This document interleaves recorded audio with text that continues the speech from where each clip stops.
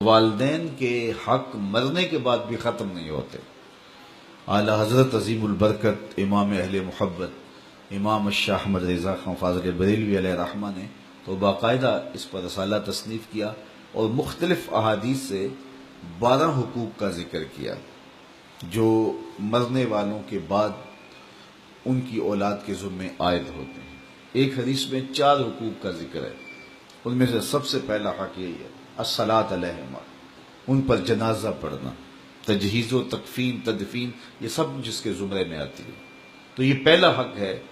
اور اگر اولاد خود جنازہ پڑھائے تو ان کی سعادت ہے، اور کسی نیک صالح شخص سے جنازہ پڑھوایا جائے، اس کا اہتمام کیا جائے، اور اولاد خود بھی جنازہ پڑھنے کی اہلیت اور صلاحیت رکھتی ہو تو یہ کتنی بڑی بات ہے۔ دوسرا حق استغفار لہما، ان کے لیے بخشش کی دعا کرنا۔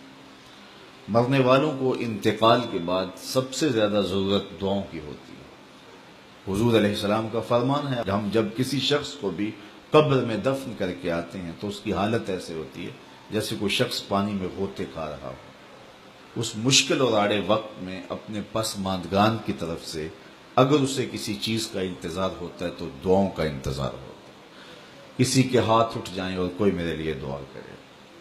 ابھی سے سوچ لو انجام اپنی طوطا چشمی کا، قبر میں تم کو بھی ضرورت ہوگی دعاؤں کی۔ اور میں کہتا ہوں کہ اگر اولاد صالحہ ہے، اولاد نیک ہے، تو دعاؤں کا تسلسل بھی جاری رہے گا، اور خود اولاد کا وجود صدقہ جاریہ ہے۔ اولاد اگر عالم دین ہے تو وہ علم نفع بخش ہے، ماں باپ کو قبر میں نور اور روشنی کا ذریعہ ہے۔ امام نبہانی علیہ رحمہ جواہر البحار جن ایام کے اندر لکھی ہے، تو اس دوران ان کی اہلیہ محترمہ نے ان کو گھریلو امور سے جو ہے وہ اس انداز سے محفوظ رکھا اور اس انداز سے ان کا خیال کیا کہ کوئی بھی گھر کا معاملہ ہوتا تو ان تک نہ پہنچنے دیتی کہ میرا شوہر رسول کریم صلی اللہ علیہ وآلہ وسلم کے فضائل لکھ رہا ہے اور حضور کی عظمتوں پر جو ہے وہ کام کر رہا ہے، اور میں ان کو گھریلو الجھنوں کا شکار کر دوں، یہ نہیں کروں گی۔ تو امام نبہانی نے وہ کتاب مکمل کی۔ اس دوران ان کی اہلیہ نے چونکہ اپنے شوہر کو گھریلو الجھنوں میں مبتلا نہیں ہونے دیا کہ یہ حضور کے دین کا کام کر رہے، تو اس سلے کے اندر امام نبہانی کی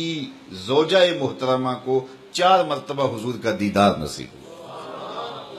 کہ تو نے میرے خادم دین کے لیے آسانیاں پیدا کی ہیں۔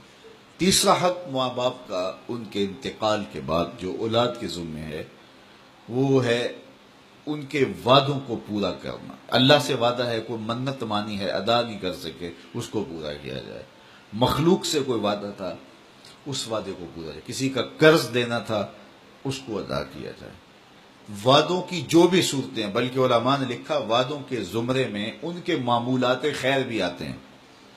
یعنی رشتہ داروں میں سے جن غرباء کو، عزیزوں، ہمسایوں، محلے داروں میں سے جن کے ساتھ وہ تعاون کرتے تھے، خاندان کے جن کمزور افراد کے ساتھ وہ تعاون کرتے تھے، تو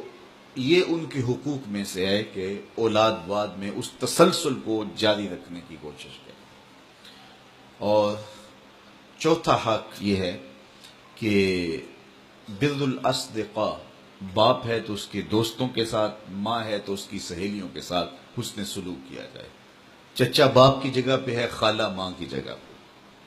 تو ان کے انتقال کے بعد وہ رشتہ دار جب گھر آئیں تو ان کو اسی طرح پیار، اسی طرح محبت، اس طرح عزت اور آبرو ملے، اور جس طرح وہ ان کے ساتھ ملتے تھے اور ان کی محبت تھی، ان کا تعلق خاطر تھا، تو اولاد اس کو، رشتے کو نبھائے اور اس کو برقرار رکھے، اور اس سے ان کی قبر میں روح خوش ہوتی ہے۔ تو یہ 4 حق ایسے ہیں جو مرنے کے بعد بھی اولاد کے ذمے لازم ہوتے ہیں کہ وہ اپنے ماں باپ کو مغفرت کی دعاؤں میں یاد رکھے